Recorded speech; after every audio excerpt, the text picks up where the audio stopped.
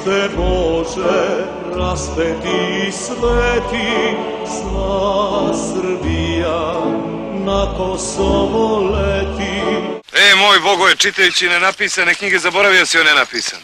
Hriste Bože, raspeti sveti, sva Srbija na Kosovo leti. Pastir bio i 2 put kršteni veliki župan srpski Stevan Nemanja i njegov sin Stefan, prvovenčani kralj.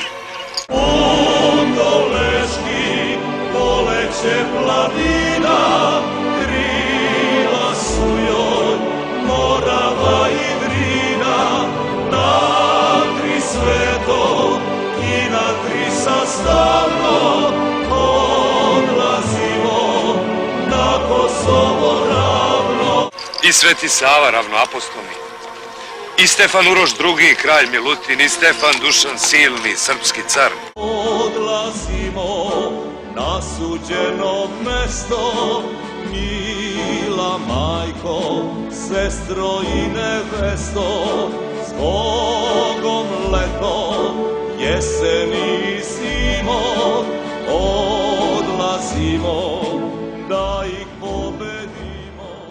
A biće da će se i danas na Kosovu naći pastir pred čijom će rukom ustuknuti onaj ko do sad ni pred kim nije ustuknuo. And don't discount that Croatian defense as well. Oh, they snuck! New shot clock. Over to Savanovic, now guarding Raul, guarded by Garbajosa. Spin move from Savanovic.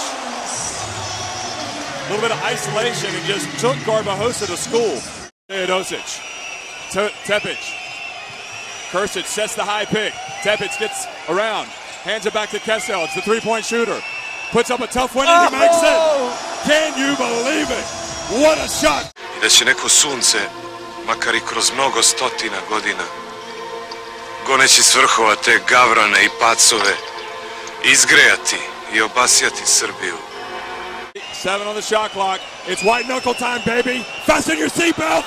Ako ga ukrešemo danas. It does it! Hits the 3! Serbia!